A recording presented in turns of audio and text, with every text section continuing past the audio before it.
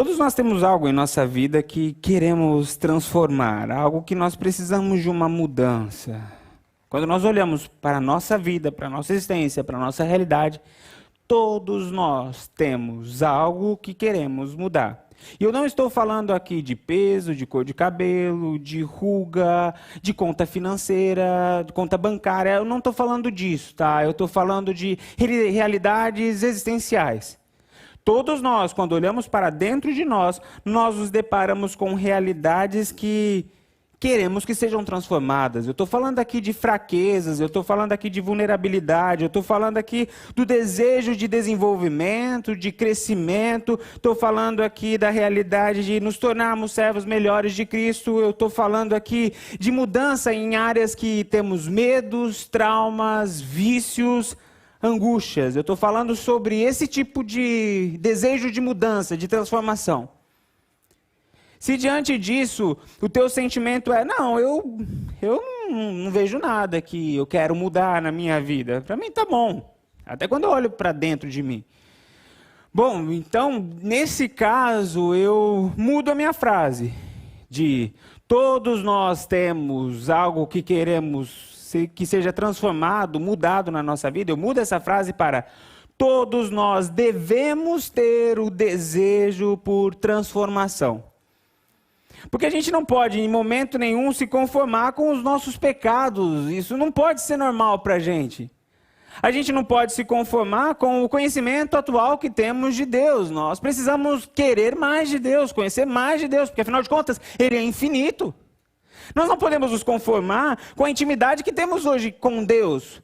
Porque sim, o Senhor nos chama para uma intimidade mais profunda, para uma realidade, uma intimidade cada vez mais intensa, verdadeira com Ele. A gente não pode se conformar com um relacionamento mais ou menos, medíocre.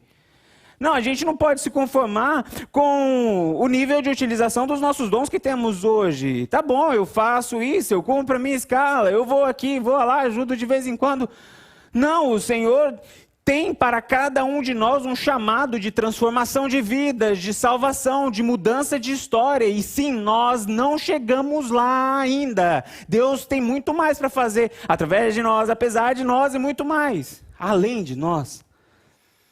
A gente não pode se conformar com a forma como nós exercemos as nossas funções, posições sociais em nossos relacionamentos. A gente não pode se conformar com o marido que nós somos hoje, com a esposa que vocês são hoje, com os filhos que nós somos, com os membros que somos, como o pastor que eu sou. Não, a gente tem de ter dentro de nós um desejo por transformação, de ser um marido melhor a cada dia, de ser uma esposa melhor a cada dia, de ser um filho melhor, um membro melhor, um pastor melhor. Esse desejo tem que estar pulsando dentro de nós. A gente não pode se conformar com a realidade de dificuldade de perdoar, realidade de vício que se instaura em nossa vida e dizer, tá bom, eu já lutei tanto, eu já tentei tanto, eu até já consigo viver do jeito que eu vivo e bem. Já acostumei com o meu vício, já acostumei com a minha amargura, já acostumei com a minha dor, já tornei normal. Eu digo que não, eu digo que segundo a palavra de Deus, todos nós devemos ter o desejo por transformação. Nós não podemos nos acostumar e chamar de normal aquilo que é mortal. Porque sim, a mediocridade mata, a estagnação mata. Tudo aquilo que para de crescer, tudo aquilo que para de frutificar está em processo de morte. A palavra de Deus nos fala isso, fala sobre os mortos serão vomitados. A mediocridade mata. Por isso eu digo sim, todos nós precisamos mudar. Todos nós devemos ter esse desejo por transformação. E bom, quero abrir aqui um espaço neste momento de reflexão para que você traga à sua mente agora qual é a área da sua vida que você precisa mudar. Espiritual, relacional, intimidade com Deus, dons, talentos, vícios, dificuldade de perdoar, dificuldade de exercer aquilo que Deus chamou para fazer. A pergunta é, qual é a área que precisa mudar? Qual é a realidade que tem que gritar dentro de você? Eu quero mudar. Eu quero que isso seja transformado. Eu não consigo sozinho, eu preciso de Deus. Qual é essa área? Para nos ajudar nisso, eu vou fazer mais uma oração bem curta. Porque muitas vezes a gente tem dificuldade para enxergar os nossos erros, as áreas que a gente precisa mudar. A gente tem facilidade para enxergar o erro do outro. É fácil para saber o que o outro precisa mudar. Para a gente é um pouco difícil entender o que precisa mudar dentro de nós. Por isso a gente vai pedir ajuda do especialista. Vamos pedir ajuda para o Espírito Santo. Senhor Jesus, abre os nossos olhos. Traga à nossa mente o que precisa mudar que a gente não está enxergando. Pai, gere espanto em nossos corações e nossa mente com realidades que nós estamos nos acostumando e tornando normal. Revele o teu povo agora o que precisa mudar. Em nome de Jesus, amém. Você consegue ver qual é a área que precisa ser mudada na sua vida agora? Qual é o nome do problema? Qual é a área que precisa ser transformada? É vício, é intimidade com Deus, é medo, é perdão, é um trauma que está estabelecido. São relacionamentos que precisam ser restaurados. Você consegue ver? Qual é a área de transformação? Bom, se isso está na sua mente agora, pegue isso. Porque a mensagem de hoje é sobre isso. A gente vai falar como essa realidade, que é humanamente impossível de ser mudada, como Jesus, o Deus da transformação, trabalha nas causas impossíveis. Como Jesus, o Deus da transformação, tem poder para transformar. E aqui está a história que vai servir para nós como base para essa reflexão. João capítulo 2, a partir do verso 1 até o verso 11. João capítulo 2, do verso 1 até o verso 11, diz o seguinte: 3 dias depois, houve um casamento em Caná da Galileia, e a mãe de Jesus estava ali. Jesus e seus discípulos também foram convidados para o casamento. E tendo acabado o vinho, a mãe de Jesus lhe disse: eles não têm mais vinho. Jesus lhe respondeu: mulher, o que tenho eu contigo? A minha hora ainda não chegou. Então sua mãe disse aos atendentes: fazei tudo o que ele vos disser. Perto dali havia 6 talhas de pedras, usadas para a purificação dos judeus. Em cada uma cabiam entre 80 e 120 litros. Jesus lhes ordenou: enchei de água as talhas, e eles as encheram completamente. Então lhes disse: tirai agora um pouco e levai ao responsável pela festa. E eles assim o fizeram. Quando o responsável pela festa provou a água transformada em vinho, não sabendo de onde viera, embora o soubessem os atendentes que haviam tirado a água, chamou o noivo e lhe disse: todos servem primeiro o vinho bom, e quando os convidados já beberam bastante, servem o inferior. Mas tu guardaste até agora o melhor vinho. Esse sinal, em Caná da Galileia, foi o primeiro que Jesus fez. Ele manifestou a sua glória, e os seus discípulos creram nele. Essa é a história da transformação de água em vinho. Jesus transformou a água em vinho. Essa história, logo no início, nos transmite uma mensagem: que Jesus tem o poder para transformar. Isso é inquestionável. Isso fica claro nessa história. Jesus tem poder para transformar. Essa história serve como que a introdução do ministério de Jesus. É como se Jesus estivesse chegando aqui no ministério público dele, é o primeiro milagre, e dizendo: olá, meu nome é Jesus e eu sou o Deus da transformação. E enquanto aqui na terra eu vou transformar a vida de muitas pessoas.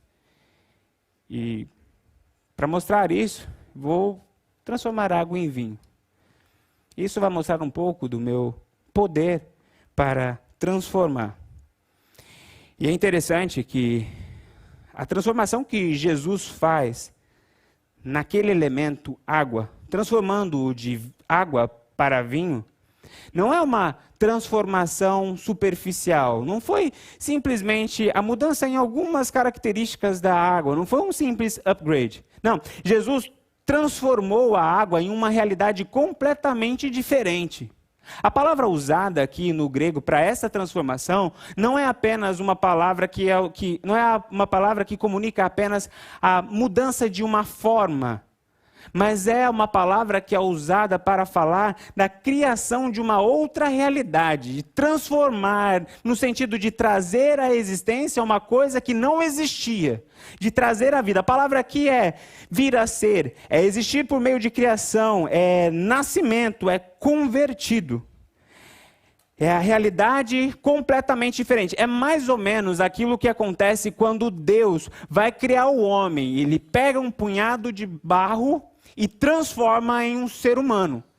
Não é simplesmente ele mudou a forma de areia, fez um bonequinho de barro, colocou nariz, olho e falou, olha aqui, eu mudei, eu moldei. Mas continua sendo barro, não tem vida. Não, aqui o Senhor, por meio de suas mãos, transformou barro em gente. Jesus, por meio de sua palavra, transformou a água em vinho. Isso aqui comunica o poder de Deus para a transformação que Ele pode gerar na minha e na sua vida. Essa é a realidade. Esse é um ponto importante do texto, porque eu, como disse semana passada, eu acredito na literalidade dos milagres que Jesus fez no Novo Testamento. Eu acredito que sim, aquela água era água, o vinho que ele transformou era vinho de verdade. Eu acredito sim na literalidade dos milagres. E acredito que todos esses milagres que Jesus fez tinham um objetivo naquele momento, de dizer para todo mundo daquela época que aquele homem que estava no meio deles não era um simples homem, que aquele homem era Deus. Eu acredito nisso, que esse era um dos objetivos do milagre, mas eu acredito também que os milagres têm um objetivo de comunicar uma mensagem espiritual para os nossos dias. E a mensagem espiritual, uma das mensagens espirituais que este milagre de Jesus comunica para nós, é sobre o poder de Jesus de transformar. De criar uma realidade completamente diferente do que podíamos imaginar na nossa história. Ao trazer este milagre para logo no começo, Jesus está falando aqui, olha, eu tenho poder para transformar, é isso que eu vou fazer ao longo do meu ministério. Eu estou começando o meu ministério fazendo a transformação de água em vinho, mas essa não vai ser a última transformação que eu vou fazer. Eu vou transformar um homem corrupto como um Zaqueu em um homem fiel e generoso. Eu vou transformar um pescador de peixe como Pedro, em um pescador de homens. Eu vou transformar um perseguidor em um missionário. Eu vou transformar um endemoniado gadareno em um mensageiro da liberdade. Eu vou transformar copo de água em cálice de vinho. Esse é o meu ministério. E a beleza é que este milagre não é usado apenas para falar do que Jesus ia fazer enquanto Deus encarnado, mas é para falar também o que Jesus vai fazer ao longo da história, o que Ele está fazendo hoje em nossos dias. É Ele dizendo para nós, meu nome é Jesus, eu sou o Deus da transformação. Hoje, nos dias de hoje, eu continuo transformando viciados em libertos. Eu continuo transformando pessoas rancorosas em pessoas amorosas, pessoas que são tomadas pela glória, pelo poder de Deus. Eu continuo transformando pessoas covardes, tímidas, em pessoas cheias do poder, da autoridade de Deus. Eu continuo transformando realidades. Sabe, essa primeira parte aqui do milagre é para dizer para você e para mim que muitas vezes está deparando com realidades na vida que você está se conformando, é caso perdido, acabou, já era, para lembrar você sobre o poder do nosso Deus. Sabe, a gente viu isso hoje no nosso culto. O Deus não muda. O Deus que transformou um morto em vivo no passado, fez isso nos nossos dias. Meu nome é Jesus, eu sou o Deus da transformação. Sabe, essa realidade de mudança que veio na sua mente, que você está tentando há muito tempo com as suas próprias forças e não está conseguindo, eu quero dizer para você sim, Jesus tem poder para transformar. Quando a gente lê esse texto, isso grita para nós, que Jesus tem poder para transformar. Mas uma outra realidade que este texto traz para nós, é a realidade do tempo. É que existe um tempo para a transformação. Isso é interessante e um tanto quanto curioso. O texto vai dizer lá no verso 4, Jesus lhe respondeu, mulher, o que tenho eu contigo? A minha hora ainda não chegou. Jesus diz para ela, tem uma hora para a transformação. E aí a gente segue lendo o texto, e é interessante que quando chega a hora de Jesus fazer o milagre, O milagre ainda não acontece de imediato. Não é? E eles abriram a torneira e saiu vinho da torneira. Não, teve um processo que antecedeu o milagre. Então, até quando Jesus começou a agir, teve um tempo do encher a talha, a água chegar até o topo, eles enfiarem o copo, tirar a água de dentro da talha e levar para o homem responsável pela festa, e então aconteceu o milagre. O que esse texto mostra para nós é o elemento tempo dentro da equação transformação. Nós não sabemos exatamente quando a água virou vinho. Mas a gente sabe quando isso ainda não tinha acontecido. A água não tinha virado vinho no momento em que eles abriram a torneira para encherem as talhas. Quando eles abriram a torneira, saiu água da torneira. A água não tinha se transformado em vinho no momento que a água chegou na superfície daquelas talhas. Porque naquele momento que as talhas estavam cheias, elas ainda estavam cheias de água. E a água não tinha se tornado vinho até no momento em que eles enfiaram o copo para levar para o responsável da festa. O verso 9 diz: quando o responsável pela festa provou a água transformada em vinho, não sabendo de onde viera, embora o soubessem os atendentes que havia tirado água. Chamou o noivo. Eles tiraram de dentro das talhas água ainda. Nós não sabemos quando foi o momento exato, o exato momento em que a água virou o vinho. Mas nós sabemos que, mesmo não sabendo o exato momento que a água virou o vinho, nós sabemos que Jesus transformou água em vinho no momento exato. Quando aquele responsável pela festa pegou o cálice e colocou na boca, já não era mais água, era vinho. Não sabemos o exato momento em que o milagre aconteceu, mas sabemos que Jesus fez o milagre no momento exato. Isso para nós é muito importante na nossa compreensão do tempo no processo de transformação. Eu quero ser bem sincero com os irmãos aqui, e talvez seja um momento de vulnerabilidade. Eu não sou um especialista em tempo de Deus. Eu não entendo muito bem como é que funciona essa realidade, esse elemento dentro da equação da transformação de Deus. Como Deus administra o tempo. Como é o processo de liberação, de transformação de Deus. Eu não entendo muito bem. Porque, vamos lá, algumas coisas, humanamente falando, não faz o menor sentido. Bom, já que Jesus ia transformar água em vinho, por que não disse sim logo para Maria? Podia logo lá, vamos facilitar, ela pediu, já vai fazer mesmo, dá o sim para ela. Aí alguns podem dizer não, é porque naquele momento ele precisava dizer não para deixar bem claro que ele está acima de Maria, que ele não está obedecendo Maria. Não, tudo bem, essa é uma boa explicação. Mas tá, então já que ele ia fazer o milagre, por que na hora que eles abriram a torneira não saiu o vinho? Já que ele ia fazer o milagre, tá bom, não fez nesse primeiro momento, por que na hora que eles viram que encheu ali as talhas, por que eles já não viram o vinho ali? Tá, e por que a hora que eles enfiaram o copo, por que já não saiu o vinho? Eu não sei. E humanamente falando, não faz muito sentido. Não dá para a gente entender muito bem por que Deus falou para Josué que ele tinha que dar 7 voltas nas muralhas de Jericó, já que ele ia derrubar mesmo. Por que não facilitou, encurtou o caminho? O pessoal chega, fica lá na frente da muralha, dá um grito e cai a muralha. Por que teve que dar voltas durante 7 dias e só no 7º dia teve que dar 7 voltas e toca a trombeta, quebra vaso, dá o grito e a muralha cai? Por que esse tempo? Por que essa demora? Por que só na última volta? Eu não sei. Por que Naamã, para ser curado, teve que dar 7 mergulhos? Já ia curar mesmo, por que não cura no primeiro mergulho? Vai ficar dando 7 mergulhos, porque só no último mergulho. Já que ia curar Lázaro, por que espera morrer? E já que esperou morrer, por que esperar 4 dias? É 4 dias de choro, é 4 dias de lamento, é 4 dias de dor. São perguntas intrigantes, não? E quando a gente traz essas perguntas para a nossa vida, elas se tornam ainda mais intrigantes. Porque essas perguntas, elas nem nos incomodam tanto quando lemos os textos bíblicos, mas quando a gente vai vivendo a nossa vida, essas perguntas brotam na nossa vida, na nossa realidade, de uma maneira surreal. Senhor, eu estou clamando pela minha cura. Por que o Senhor não cura logo? Já que o Senhor vai curar. Senhor, eu estou clamando pela conversão do meu marido, da minha esposa, dos meus filhos. E por que eu vou ter que orar 10, 20, 30 anos, já que o Senhor vai converter? Por que não converte logo?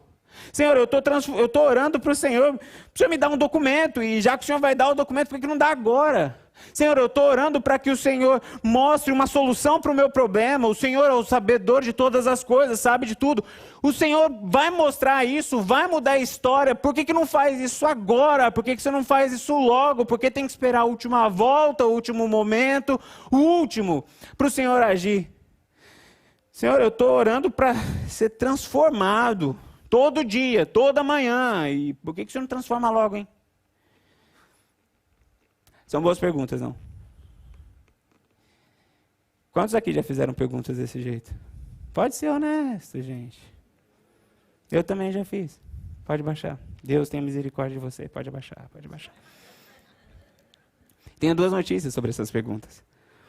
Uma ruim e uma boa. A ruim é, mesmo sendo uma boa pergunta, eu não tenho a resposta. Não tenho. Não sei por quê. Não sei por que Deus administra o tempo desse jeito. Não sei. Não sei por que alguns milagres são imediatos e outros demoram anos, décadas. Não sei. Não sei por que algumas transformações são assim e outras são dentro de um processo longo. Eu não sei. Essa é a parte ruim.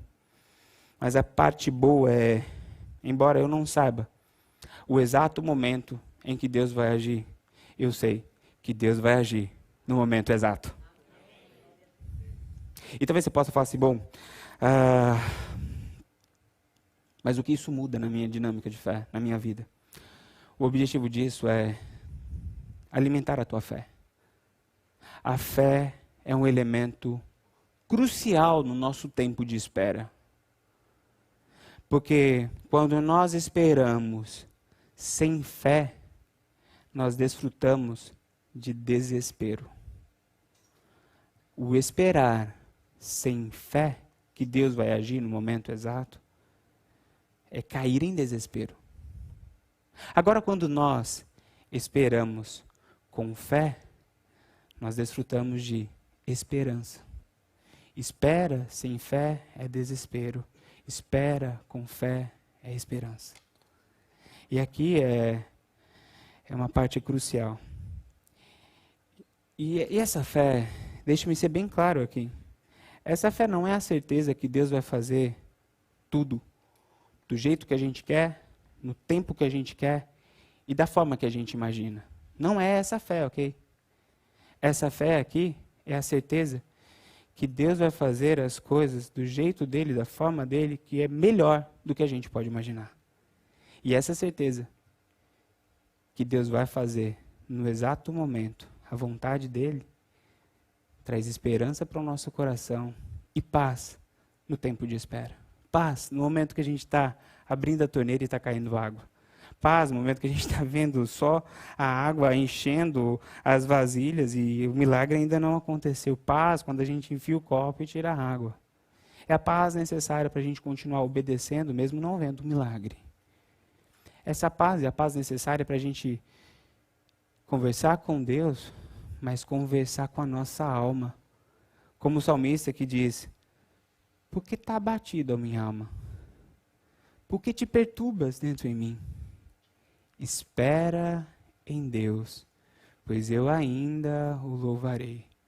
Eu não sei o momento exato que ele vai agir, mas ele vai agir no momento certo, da forma certa. Eu não sei o exato momento, mas o momento exato ele vai agir. Isso traz paz, isso traz esperança. A gente vê essa realidade dentro deste texto. Que sim, Jesus, o Deus da transformação, ele tem poder para transformar.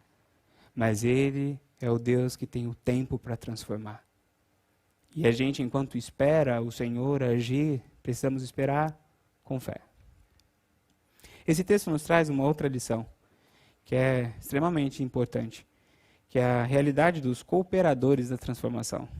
O texto vai dizer, lá no verso 5 e depois o 7 e 8. Então a sua mãe disse aos atendentes: fazei tudo o que ele vos disser. Verso 7.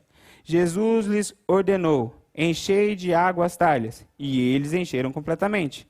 Então lhes disse: tirai agora um pouco e levai para o responsável da festa. E eles assim o fizeram.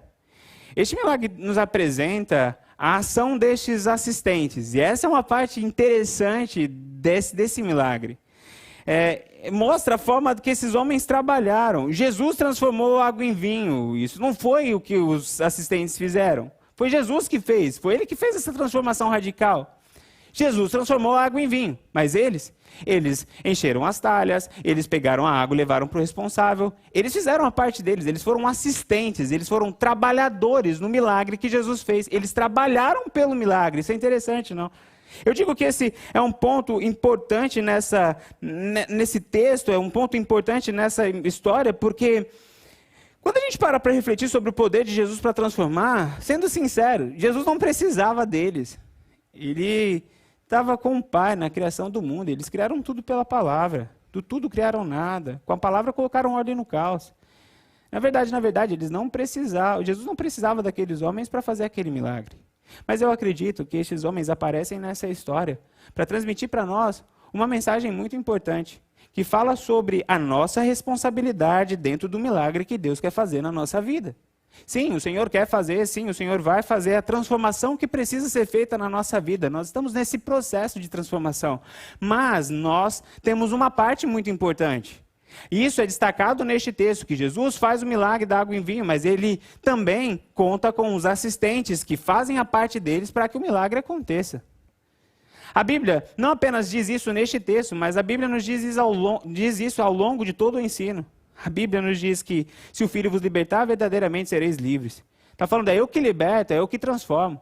A Bíblia nos diz, se alguém está em mim, nova criatura a nova criatura, essa transformação da água para o vinho, do barro para ser vivente, do homem morto para o homem vivo em Cristo, é Ele que faz. Mas a Bíblia também nos diz, não vos conformeis com este século, mas transformai-vos pela renovação da vossa mente. São vocês que precisam não se conformar, são vocês que precisam se renovar pela renovação da vossa mente. A Bíblia nos diz, vigiai e orai. A Bíblia nos diz, não se embriaguem com vinho, mas encham-se do Espírito Santo. Veja que existe quase que uma valsa nesse processo de transformação. Deus faz a parte dele, Deus derrama o Espírito dele, Deus faz o mover dele, mas nós temos a nossa parte. A gente tem que abrir a torneira, a gente tem que encher as talhas, a gente tem que pegar o copo, é a nossa parte. É interessante notar isso, porque a gente consegue ver em passagens específicas Deus agindo dessa forma, mas a gente consegue ver em outras passagens, em outros momentos da vida de Jesus, essa mesma mensagem sendo repetida. Jesus multiplicou 5 pães e 2 peixinhos, alimentou uma grande multidão. Foi Jesus que fez. Mas quem deu os peixes e quem deu os pães?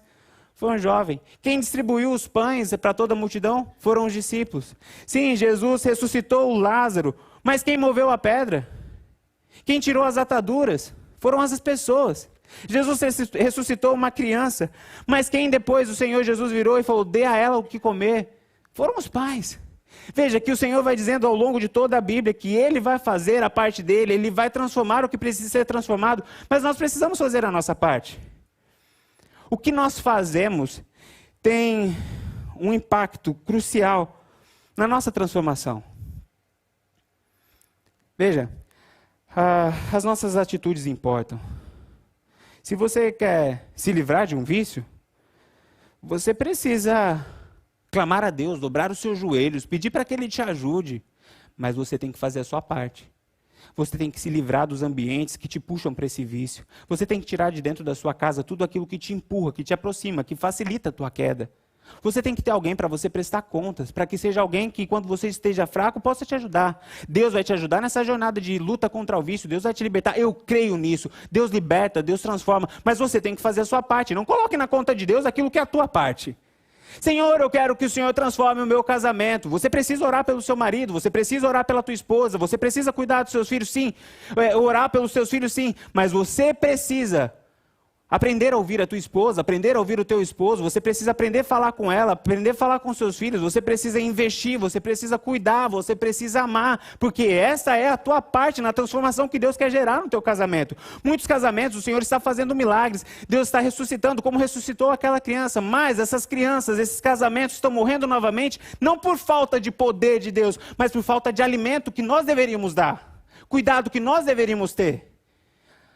Nós somos trabalhadores no milagre. Nós trabalhamos juntos com Deus. Senhor, eu quero uma transformação na minha área emocional. Precisamos clamar por isso, precisamos orar por isso, mas precisamos também fazer a nossa parte. Precisamos nos alegrar no Senhor. Precisamos trazer à memória aquilo que nos traz esperança.